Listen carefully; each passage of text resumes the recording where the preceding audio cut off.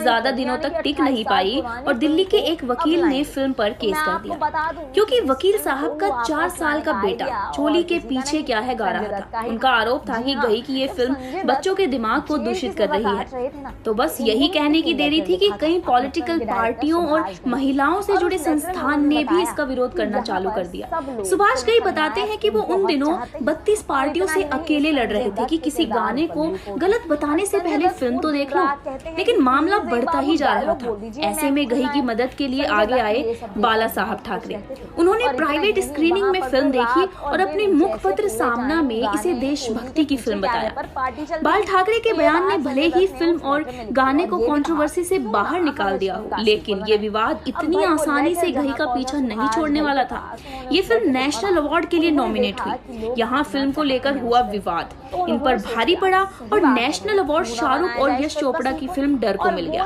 और जहाँ तक बात है माधुरी दीक्षित से नो प्रेगनेंसी क्लॉज साइन करवाने की, तो आजकल ऐसा कई बार देखने को मिलता है कि फिल्म की हीरोइनों से नो प्रेगनेंसी क्लॉज साइन करवाया जाता है। इसका मतलब साफ साफ है कि आप फिल्म में काम करते वक्त प्रेग्नेंट नहीं हो सकते, लेकिन 1990 के दशक में ये इतनी आम प्रथा नहीं थी। हालांकि आम अब भी नहीं है, क्योंकि बॉलीवुड इसे लेकर दो धड़ों में बटा हुआ है।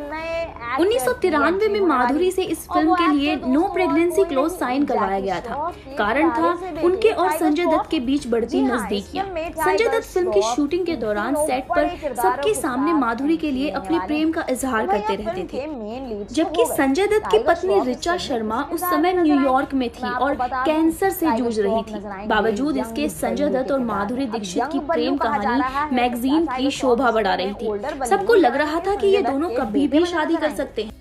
तो सुभाष घई ने माधुरी दीक्षित से ये क्लॉज साइन करवाया। माधुरी दीक्षित ने क्लॉज तो साइन किया, लेकिन संजय दत्त से अपने रिश्ते के बारे में कभी कुछ नहीं कहा। और जैसे ही संजय दत्त का नाम बम्बई ब्लास्ट में आया, माधुरी दीक्षित ने उनसे दूरी बना ली। उन्होंने संजय दत्त के फोन उठाने तक बंद कर दिए थे। वहीं दोस्तों, सुभाष घई ने साल 1989 में फिल्म गौतम गोविंदा में पहली बार लक्ष्मीकांत प्यारेलाल के साथ काम किया था। इसके बाद इन्होंने कर्ज, हीरो, कर्मा और राम लखन जैसी फिल्मों में साथ काम किया, लेकिन खलनायक सुभाष घई डायरेक्टेड वो आखिरी फिल्म